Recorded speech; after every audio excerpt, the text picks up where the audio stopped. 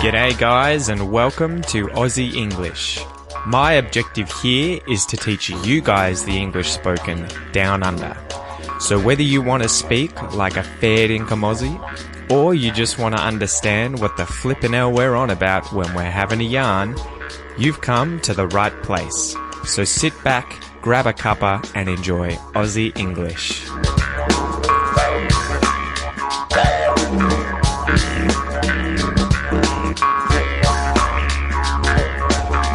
G'day you mob, what is going on and welcome to this episode of Aussie English. It's been a pretty good week. I have been chilling out a bit at home, working on the website. You guys may have noticed that as of yesterday, well, it's going to be Sunday when this comes out. Today's Thursday when I'm recording this, so yesterday was Wednesday. As of Wednesday, I have brought in the membership for the AussieEnglishPodcast.com website. So for anyone who may have missed the boat, not actually caught up with this message, the membership that has come through for the podcast website is just a cheap $5 a month subscription, although you can save money if you save up for 6 months or a year at a time. And this is to get a little bit of money coming in from the podcast website so that I can pay for transcription. So I'm running out of sort of important time for making all these resources. I can't do everything and I need to hire someone else to transcribe these episodes. And in order to do so, I need the episodes to be making some kind of income. So that is why I've decided to charge minimum of $5 per month. Again, you can save money if you get 6 months or a year memberships to the website. And this money is going to be used for transcription of every episode that I now put up on the podcast. That is the aim, okay? So you're going to be able to read everything. You'll be able to download everything, the transcript, the MP3. And yeah, that's the whole aim here, guys. I guess a quick difference between these two things for anyone wondering, I obviously have the Aussie English Classroom membership as well, but that is for all of the courses that I create with some of the podcast material, the things like the interviews and expression episodes like this one. So for anyone who's a member of the Aussie English Classroom, nothing's going to change for you guys. You will still get what you've always gotten on the AussieEnglishClassroom.com. But for those who are just using the podcast website and just want the transcripts and the MP3s to download and read in their own time or on their phone or on their computer, whatever it is, this is the membership for you guys. And I guess anyone who's in the Aussie English Classroom, the reason you would sign up for this membership as well would be that you want access to the transcripts and MP3s for episodes that aren't used for courses in the Aussie English Classroom. Anyway, that is a bit of an intro, guys. This is the Aussie English Podcast, the number one podcast for anyone and everyone wanting to learn Australian English. It's brought to you by the Aussie English Classroom, which I've just mentioned a little bit. Remember, you can sign up for that for $1 for your first 30 days at theaussieenglishclassroom.com, and that is where you get all the bonus content for the expression episodes, and I design them in a course.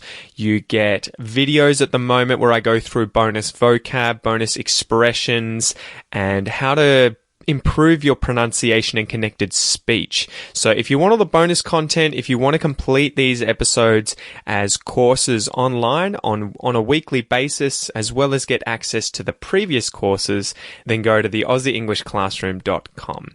Anyway, guys, today's expression is look before you leap. This was a really good one that came from Kel in the private Facebook group for the classroom. As usual, we voted on all these different expressions and Kel won this one. So look before you leap. But before we get into that, we'll go through today's Aussie joke. So today's Aussie joke is, and it's another one that involves kangaroos. Today's Aussie joke is, what do you call a talking kangaroo? So what do you call a kangaroo that can talk? Unbelievable. Do you get it? Woo! Unbelievable. So the pun here, guys, is obviously with the words unbelievable, as in incredible, that's amazing. A talking kangaroo, unbelievable. And the word leap, because kangaroos leap or hop or jump. Okay, so they've put the word leap inside of the word unbelievable, unbelievable. What a pun, okay? That's a massive dad joke. I hope you enjoyed it. Anyway, as I said, okay, today's expression is look before you leap. As usual, we'll go through and define the different words in this expression. We'll go through the expression definition itself, the origin of the expression, some examples, and then a listen and repeat exercise. And then I'll go through a few news articles that I found this week, something different here at the end, okay? So, the words in this expression, to look. To look. I'm sure you guys know what to look means. It is to direct your gaze in a specific direction, to take your eyes, to point them in a specific direction and examine something. Look at something, to look. And in this case, it is to examine something. So it may not necessarily be literally use your eyes to look at something. It may be more the idea of just having a look, as in examining something. See if something's safe. See if something's okay. I look in the fridge for food. You know, I am looking with my eyes, but it's also that idea of searching, okay? Examining. If someone knocks on the door, you might look to see who it is. It's using your eyes, but it's also examining. It's also finding information. It's searching, okay? The other word, before. Before. This is during the period of time preceding another event or period in time. In the past, prior to an event or time. So I ate brekkie before I ate lunch. I walked the dog before I went to work. I studied before my exam. And the last word here is to leap. And the last two words, to leap. This is a verb that just means to jump. Okay? To leap, to jump. It means to jump, to spring a long way, to a great height, or with great force. So many animals are said to leap. A frog leaps. It could leap off the riverbank into the river. If a gazelle was trying to evade capture by a lion or a cheetah in Africa, it might leap into the air. So it's jumping vigorously to show how strong it is and that it will be hard to catch, so that hopefully the lion and the cheetah goes for a weaker gazelle. All right, let's go through the definition of the expression to look before you leap. So if someone tells you to look before you leap, they're trying to say that you shouldn't act without first considering the possible consequences or the possible dangers of that decision. So it could be that literally you are about to leap off something or you're about to leap over something, and the advice here is make sure that you look where you're about to land. You're going to leap to, say, over a fence. Make sure you look to see what you're going to land on, so that you don't suddenly see that there's something bad there during that leap, when it's too late to jump backwards, when it's too late and there are severe consequences or dangers. So to check things are clear in front of you before making a decision from which you can't go back. Look before you leap, okay? The origin of this expression, this was interesting. So it's a proverb that was first recorded in John Hayward's A Dialogue Containing the Number in Effect of All the Proverbs in the English Tongue, and this dated back to 1546. So that's on the way to 470 years old, almost 470 years. Pretty crazy. And so I thought I would read out the part from this book that this was used in, and it's in Middle English. So this is not modern English, it's Middle English, so my pronunciation might be off. But yeah, definitely check out the transcript if you want to see how things were spelt back then in English, because it's quite different. And though they seem wives for you never so fit, yet let no harmful haste so far outrun your wit. But that ye hark to hear all the wholesome, that may please or displease you in time to come. Thus by these lessons ye may learn good cheap, in wedding and all things to look ere ye leaped. So I guess the basic premise here, guys, is that he's giving someone advice when trying to find a wife. And he's trying to say, make sure that you have thoroughly investigated this woman. Make sure that you find out she is of sound mind, that she is, a good person. Look before you leap, okay? So don't rush into that decision. So let's go through 3 examples of how I would use the expression to look before you leap in real life, okay? Example number 1. Imagine that you're hanging out with some mates, you're hiking out in the sticks, out in the bush, you're in some farmland or some forest in Australia. We usually refer to the bush that's like far away from the city as the sticks, out in the sticks, because the trees are sticking up like sticks, out in the sticks. So imagine you're out hiking, you come to a fence, you want to climb over, it's pretty big, but your mates are a bit nervous. Maybe they got cold feet and they don't want to go first. So you put your hand up for it, you say, I'll do it, I'll climb over, it'll be fine. You climb up the fence, you get to the top, and you leap off the top and land straight into some cow pats, into some cow poo, some manure. Okay, a cow pat is that flat circular cow poo that hardens on farmland. So you tend to see them quite a bit in Australia. So you've landed literally in the shit, okay? So your shoes are ruined and your mates are laughing at your predicament. They're making fun of you. They might yell over the fence, I thought they said you should always look before you leap.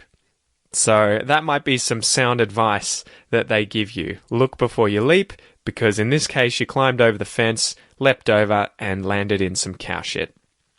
Number 2, so you get into a new hobby. You fall in love with this hobby. You become obsessed with it. And maybe it's a really exy hobby. So it's a very dear hobby. It's really, really expensive.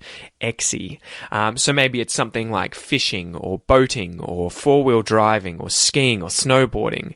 The kind of hobbies where you can't really do it unless you spend a lot of money either buying the equipment or renting the equipment.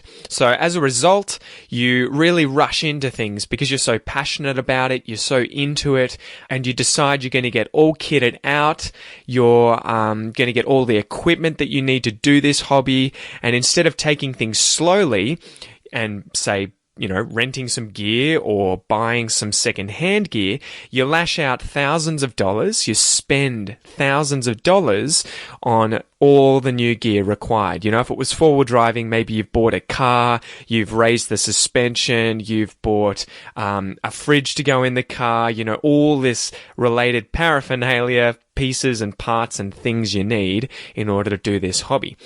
So after doing this, you didn't really investigate the prices, you didn't investigate where you were going to buy them from, and it turns out that the equipment's really dodgy. Maybe you get a car that's broken or busted, or it's cactus. It needs to be repaired. It's not working very well. So you've wasted or you've lost a lot of money. Your mates might bag you, they might make fun of you for rushing into things and say, you should have looked before you leaped. You should have looked before you leaped. You should have investigated things more thoroughly before you just spent all this money and leapt into this decision. Okay? Example number 3. So you've gotten into university and you have decided that you want to learn a foreign language. So you've been accepted. The university said, yes, we've accepted you, but now you have to decide what language you want to study. Imagine you don't have any real preference. You just know, I want to be fluent in a language by the end of university. Maybe you've got a few different choices of languages that you could study. Maybe you've got languages like German or Indonesian or Chinese. If you sort of rush things and you decide that maybe you'll go with Chinese because you really like, say, Chinese movies, maybe you're a big fan of Jackie Chan or Bruce Lee, and so you decide, yep, Chinese is the language I'm going to learn. But only later you find out just how hard Chinese is, whether it's Cantonese or Mandarin or Hokkien. These languages, as an English speaker, are incredibly difficult, and they're much, much, much more difficult to learn than, say, German or Indonesian. And for all of the Chinese speakers learning English, guys, I understand your pain. I know how different the languages are. I did Chinese for 3 years at high school, and it was incredibly difficult. So massive respect for all of you guys who speak Chinese and are learning English. So yeah, You've decided to do Chinese, but you could have chosen German and Indonesian, and then only later do you find out, oh my god, the grammar is hard. They use tones in this language. They don't have a writing system like English. It's character-based. So you find out how hard it is, and you want to go back, but you can't. It's too late. So people might say to you, well, you should have looked before you leapt. You didn't look before you leapt, so this is what happens. You didn't think about the consequences, the results of this decision. You rushed into it. You should have looked before you leapt. Alright guys, so by now I hope you understand the expression to look before you leap, or the proverb to look before you leap. And remember, this is that you shouldn't act before considering the possible consequences or dangers. So don't rush into something before understanding what could happen. So as usual, let's go through a listen and repeat exercise, guys. This is your chance to practice your pronunciation, so listen and repeat after me. Let's go. Look. Look before. Look before you. Look before you leap.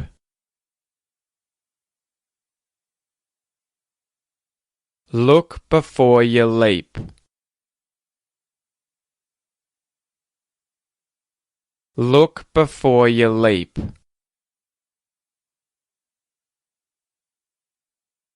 Look before you leap. Look before you leap.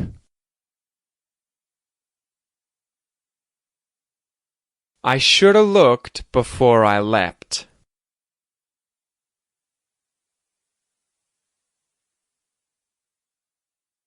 You should have looked before you leapt.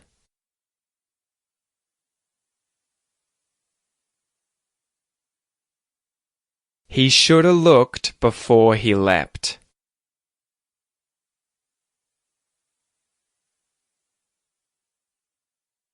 She should have looked before she leapt.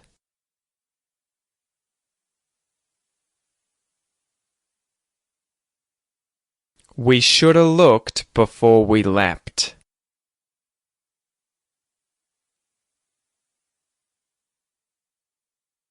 They should have looked before they leapt.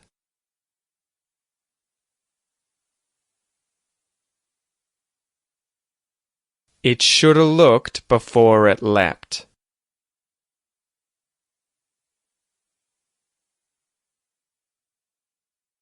Great job, guys. Remember, if you want to get more in-depth information regarding pronunciation and connected speech, intonation, all of that sort of stuff, if you want to take this exercise to the next level, make sure that you sign up for the Aussie English Classroom at theaussieenglishclassroom.com, and it's just $1 for your first month. And you will get all of the videos, all of the exercises, the quizzes, the bonus content for this episode, and all of the previous episodes when you sign up. So this is the best way for you to improve your English as fast as possible. So this week, instead of going through an Aussie fact, I thought I would mention 3 different news articles that I had read this week. So these different news stories that I had read on different websites, and the links for each of these will be in the transcript if you would like to go and read them. So the very first one here is about a humpback whale that was seen off Sydney. I think it was off Bondi Beach, and it was tangled in some ropes. So this was seen a few days ago, and this whale was in trouble. It wasn't able to swim properly, and it had this netting or these ropes wrapped around its body. And so they had tried to get close to the whale and cut it free, but they didn't manage to do so completely on the first day. And the next day they'd set up all of these searching parties to go out and look for the whale to try and completely free it. But unfortunately, it turned out that the sea conditions became incredibly severe. So obviously there was a lot of swell, maybe there was a storm or rain, and it became very difficult, and they couldn't find this whale. However, they were hoping that as a result of having loosened the ropes the day before and cutting some of it free, they were hoping that this whale had actually escaped and just swum off. So that was story number one, a really interesting one. The next story was an interesting one from ABC, and this was talking about the Australian accent and how this originated. So you guys may or may not know that Australia was colonised by the British in the late 1700s, and the people that came to Australia initially were from all over Britain. So they actually had all kinds of different accents. They weren't just from one area, say London, or from Glasgow in Scotland. And so the accent or the accents in Australia at that time, it wasn't homogenous. It wasn't just one single accent like it is in at least many places, many districts today. And the cool thing about this is that the Australian accent evolved as a result of this, right? So it's kind of like you have a paint tin and you have poured all these different colors of paint into that tin. As you mix this tin more and more and more, it eventually turns into one color, and this color is going to be unique, right? And so that's what happened in Australia. We had all of these immigrants, these convicts, soldiers. There were a whole bunch of people who came over here from all different walks of life, many different places with many different dialects.